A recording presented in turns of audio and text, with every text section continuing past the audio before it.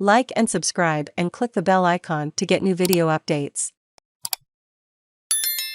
Airports and airlines on notice after people with disability speak out about humiliating treatment. More people with disability have come forward, describing dehumanising treatment at airports across the country, after Australia's former Disability Discrimination Commissioner spoke out about his recent experience at Adelaide Airport.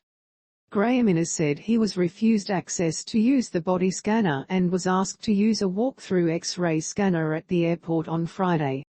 He said a security guard then decided he needed a pat-down, despite him not triggering the security alarm, which had instead been set off by his dog's metal harness.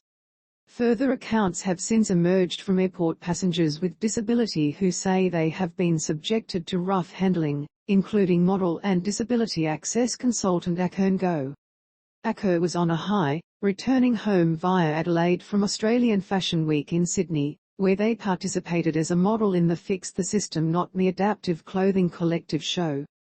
But Aker said that when they were being transported in the airline's wheelchair through Adelaide Airport, Jetstar staff seemed to lack experience when handling people who required mobility support.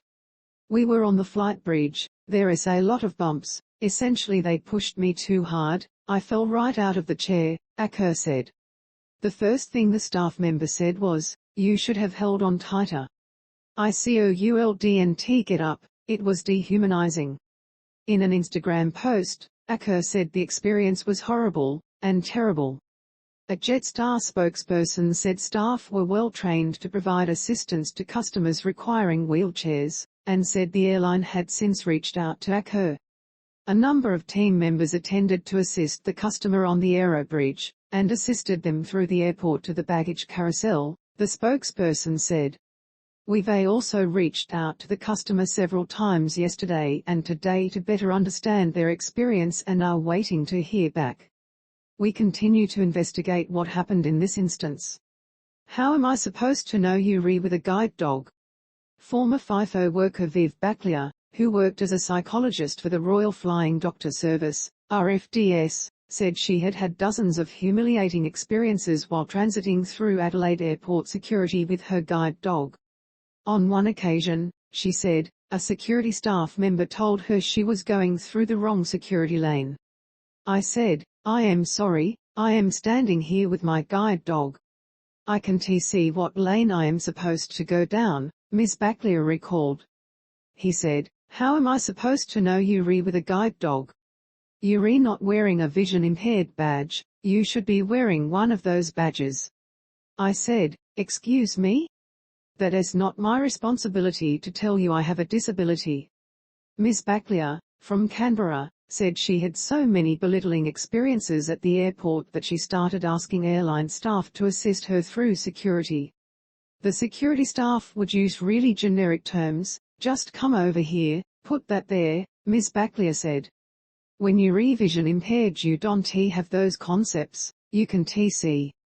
An Adelaide Airport spokesperson said it had not received any notification about the incidents, but would welcome a chance to discuss possible improvements.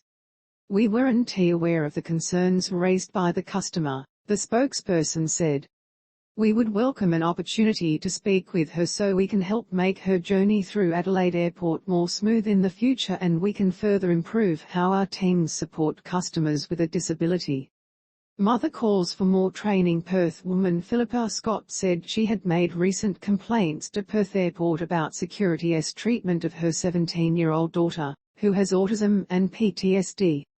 Her daughter, Mills, uses an assistance dog, and Ms. Scott said she was not allowed to use the body scanner and was asked to go through a side gate and have a physical pat-down.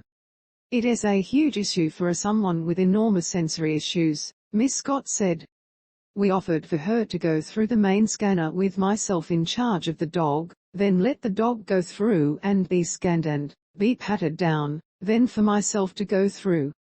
They refused, stating they could not separate daughter and dog, even if this process was traumatizing for her.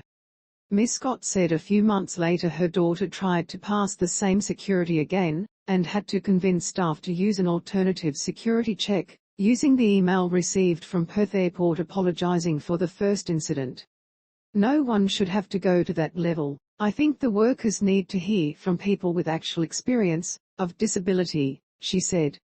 A Perth airport spokesperson said all security staff undertook additional training on screening passengers with assistance animals and alternative